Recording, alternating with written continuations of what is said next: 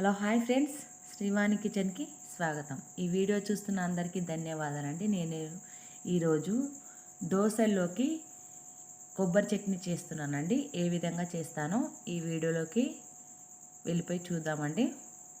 ఇప్పుడైతే ఒక ప్యాన్ పెట్టుకొని దాంట్లోకి ఆయిల్ వేసుకోవాలండి. మీకు వేయించడానికి సరిపడినంత ఆయిల్ వేసుకుంటే సరిపోతుంది. దాంట్లోకి ఒక 4-5 పచ్చిమిర్చి ఈ విధంగా కట్ చేసుకొని వేసుకోవాలి. వేసుకున్న తర్వాత చిన్న మంట పెట్టుకొని వేయించుకోవాలండి.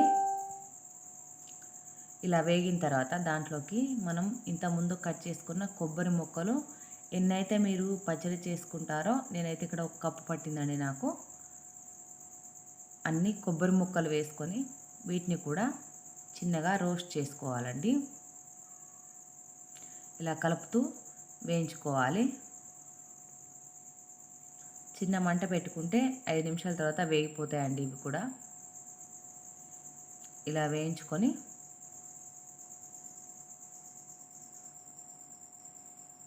దీంట్లోకి చూడండి, ఇలా వేగిన తర్వాత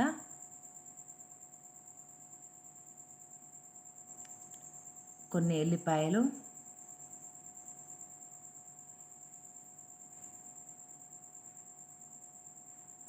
కూడా వేగిపోయాయి చూడండి. కొంచెం కరివేపాకు కంటికి మంచిదండి, ఎక్కువగా వేసుకోవాలి. ఇలా వేసుకొని మిక్సీ పట్టుకుంటే దానిని బయట పడేయడానికి వీలు ఉండదండి. పిల్లలు కూడా ఇలా కరివేపాకు, కొబ్బరి, పచ్చిమిర్చి అన్నీ వేగిన తర్వాత మనకు కొంచెం పుల్లగా తగిలితే బాగుంటుంది కదండి. అందుకోసం కొంచెం చింతపండు కూడా వేసుకోవాలి. ఇలా అన్నీ వేగిన తర్వాత పక్కన పెట్టి చల్లార్చుకోవాలండి. చల్లార్చుకున్న తర్వాతనే మిక్సీ జార్లో వేసుకోవాలి. ఇలా అన్నీ ఒకేసారి మిక్సీ జార్లో వేసుకొని మనకు పల్లీల పచ్చడి అయితే ఏ విధంగా పట్టుకుంటామో అదే విధంగా మెత్తగా మిక్సీ పట్టుకోవాలండి. దీంట్లోకి జీలకర్ర,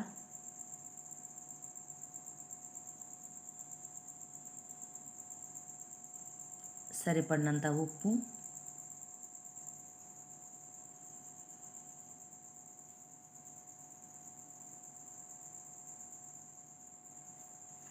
వేసుకొని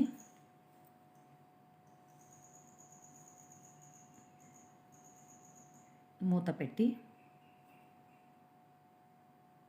మిక్సీ పట్టుకోవాలండి. ఇలా మెత్తగా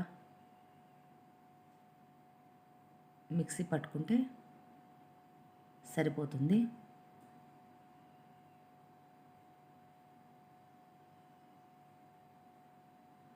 తర్వాత కొన్ని జార్లో వాటర్ పోసుకొని మనం ఇప్పుడు దోశలకు కాబట్టి బ్యాటర్ కొద్దిగా పల్చగా ఉండాలండి.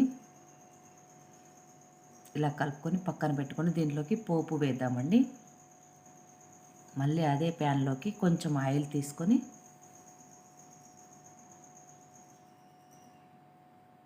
కొంచెం తీసుకుంటే సరిపోతుందండి. దాంట్లోకి జీలకర్ర, ఆవాలు,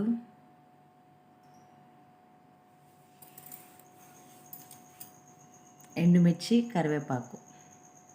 ఒక ఎండుమిర్చి కట్ చేసుకుంటే పోపు అయిపోతుంది. ఇలా వేసుకొని వేగిన తర్వాత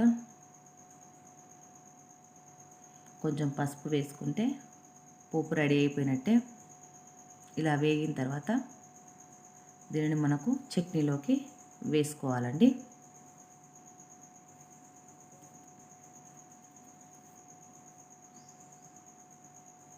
ఇలా వేసుకుంటే కొబ్బరి చట్నీ రెడీ అయిపోయినట్టే. ఈ వీడియో కానీ మీకు నచ్చినట్టయితే లైక్ చేయండి, షేర్ చేయండి, సబ్స్క్రైబ్ చేయండి.